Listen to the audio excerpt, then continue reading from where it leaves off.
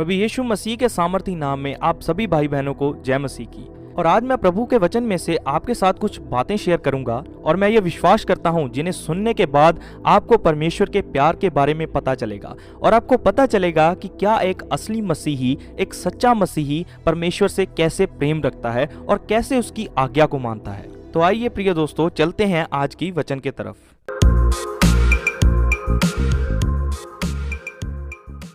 तो जब हम पढ़ते हैं मरकुस रचित सुसमाचार उसके 9 अध्याय उसके 2 वचन से, यहाँ पर लिखा है, 6 दिन के बाद यीशु ने पतरस और याकूब और यूहन्ना को साथ लिया और एकांत में किसी ऊंचे पहाड़ पर ले गया।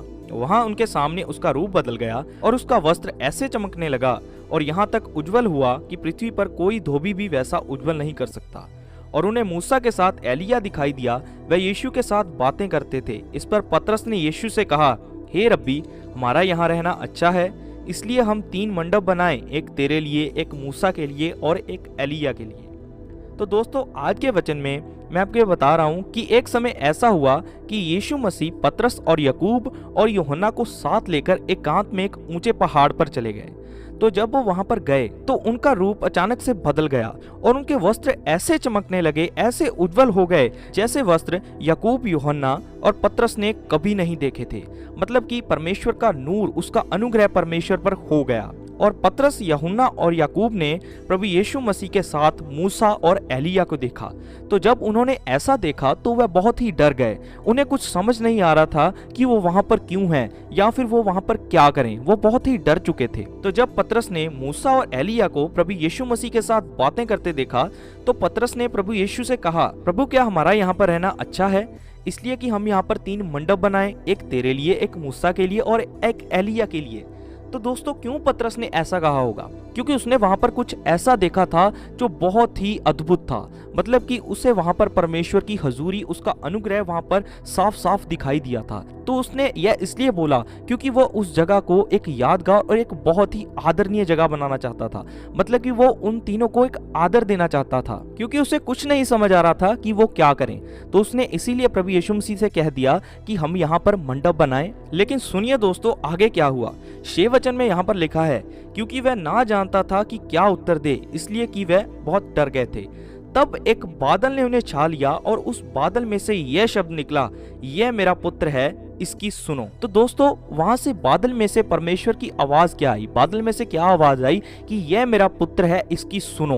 क्योंकि जब हम आगे जाके बाइबल में पढ़ते हैं, वहां पर लिखा है कि कौन है जो मसीह से प्रेम रखते हैं, वो वही हैं जो उसकी आज्ञाओं का पालन करते हैं। तो दोस्तों, क्या है प्रभु यीशु मसीह की आज्ञा? उसकी आज्ञा यह है कि हमें सदा प्रार्थना में बने रहना है, वचन में बने रहना है, पाप नहीं करना है, दुनिया जैसे काम नहीं करने हैं, हमें अपने खुदावंद में लीन रहना है, उसमें मगन रहना है। दोस्तों, तो हमें यहाँ से एक यह बात पता चलती है कि कई बार हम अगर इस बात को अपने जीवन में भी लेकर सोचें, आज कई लोग चर्च में जाते हैं, कई लोग परमेश्वर के घर में जाते हैं, वो वहां पर आदर को क्या समझते हैं कि वहां पर वो बहुत से काम कर रहे हैं या फिर वहां पर वो बहुत सा पैसा दे रहे हैं या फिर वो ऐसे कई काम कर रहे हैं जिससे वह ये साबित करना चाहते हैं कि हम परमेश्वर का बहुत आदर करते हैं। लेकिन दोस्तों, असल बात क्या है? उनका परमेश्वर के साथ कोई संबंध नहीं है, उनका परमेश्वर के साथ कोई रिश्ता नहीं है। मतलब वो प्रार्थना में नहीं बैठते, वो वचन नहीं पढ़ते, उनकी परमेश्वर के साथ कोई संगति नहीं है, उनका कोई स्पेशल टाइम नहीं है जो वो अपने खुदा के साथ बिताएं। लेकिन वो अपनी भेंटों के द्वारा या फिर ऐसे कामों के द्वारा बताना चाहते हैं कि प्रभु, हमारे जीवन में तेरा कितना आदर है। हाँ ठीक है दोस्तों, ये सारे काम एक मसीही के जीवन में होने चाहिए। हमें खुदा के घर में काम भी करने चाहिए, हमें उसे आदर देना चाहिए, हमें परमेश्वर के घर में पैसा भी देना चाहिए। लेकिन दोस्तों, आगे बात क्या है? हमें परमेश्वर के साथ बैठना होगा। जैसे यहाँ पर दोस्तों 7 वचन में लिखा है, तब एक बादल ने उन्हें छा लिया और उस बादल में से यह शब्द निकला, यह मेरा प्रिय पुत्र है, इसकी सुनो। तो दोस्तों, हमें क्या करना होगा? हमें प्रभु यीशु मसीह की बात को सुनना होगा और उसकी बातों को मानना भी होगा। ऐसा नहीं होगा दोस्तों कि आप दुनिया जैसे काम भी करे जाएं और परमेश्वर को भी कहें कि हम तेरी सुन रहे हैं। आप पाप में भी हों और परमेश्वर को कहें कि हम तेरी सुन रहे हैं। नहीं दोस्तों, वचन में लिखा है कि उसकी भेड़ उसकी आवाज को सुनती है, क्योंकि असली चरवाहा वही है और अपने चरवाहे की आवाज को भेड़ पहचान लेती है। तो दोस्तों अगर आप यीशु मसीह की भेड़ हैं, अगर आप उससे प्रेम रखते हैं तो आपको भी उसकी आज्ञा को मानना होगा। दोस्तों असली आदर जो परमेश्वर का है वो क्या है? वो आदर यही है कि हम उसकी हर एक आज्ञा को मानें, हम उसके हर एक वचन को मानने की पूरी कोशिश करें और हम हर वक्त अपने परमेश्वर को अपने अंदर स्मरण रखें। दोस्तों तो आइए हम उस वचन को पढ़ते हैं। तो जब हम देखते हैं यूहन्ना रचित सुसमाचार उसके 14 अध्याय उसके 21 वचन में लिखा है, जिसके पास मेरी आज्ञाएं हैं और वह उन्हें मानता है वही मुझसे प्रेम रखता है, और जो मुझसे प्रेम रखता है उससे मेरा पिता प्रेम रखेगा और मैं उससे प्रेम रखूंगा और अपने आप को उस पर प्रकट करूंगा।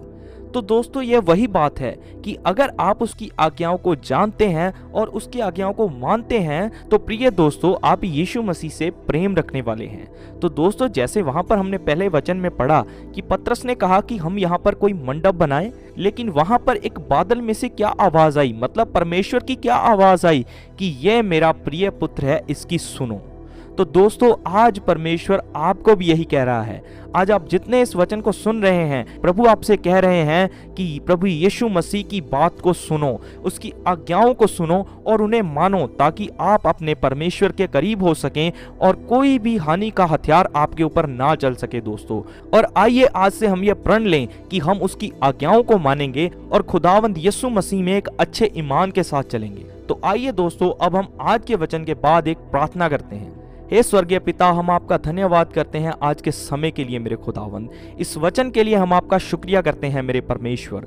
तो खुदावन जैसे आपने आज हमें बताया है कि हम आपकी आज्ञाओं को माने, इससे यह साबित होता है कि हम आपसे प्रेम करते हैं खुदावन, और आप भी हमसे प्रेम करते हैं प्रभु।